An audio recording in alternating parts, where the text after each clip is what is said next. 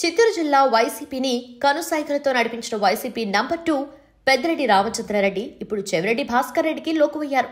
చెవిరెడ్డి వద్దన్నారని చెప్పి మిథున్ రెడ్డిని ప్రకాశం జిల్లా సమన్వయకర్త పదవి నుంచి జగన్ రెడ్డి తొలగించారట.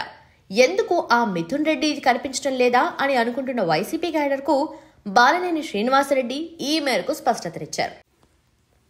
మిథున్ రెడ్డి ప్రకాశం జిల్లా సమన్వయకర్తగా నియమించిన తర్వాత చెవిరెడ్డి జోక్యం చేసుకుని ఆయన వద్దని చెప్పడంతో జగన్ తీసేశారని బాలినేని బయటపెట్టారు.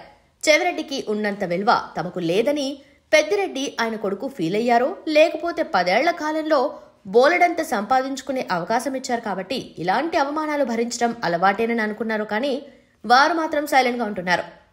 నగరిలో పెద్దిరెడ్డి వర్గాన్ని సస్పెండ్ చేయించినా వారు మాట్లాడలేదు. అలాగే చిత్తూరు జిల్లాలో పెద్దిరెడ్డి వర్గం అనుకున్న వారందరినీ పక్కన పెట్టేస్తున్నారు. అయినా వారేమీ మాట్లాడలేకపోతున్నారు. అధికారంలో ఉన్నప్పుడు చేసిన నిర్వాకాలతో పెద్దిరెడ్డి ప్రజలకు దూరమయ్యారు.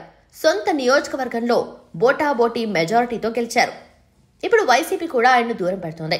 చిత్తూరు జిల్లాలో ఆయనతో పాటు ఆయన సోదరుడు మాత్రమే గెలిచి మిగతా అందరూ ఓడిపోవడం వెనుక మ్యాజిక్ ఉందని జగన్ అనుమానిస్తున్నారు.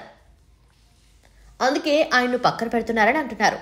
పరిస్థితి చూస్తుంటే వైసీపీలో పెద్దిరెడ్డికి లైఫ్ లేదనే వాదన వినిపిస్తోంది.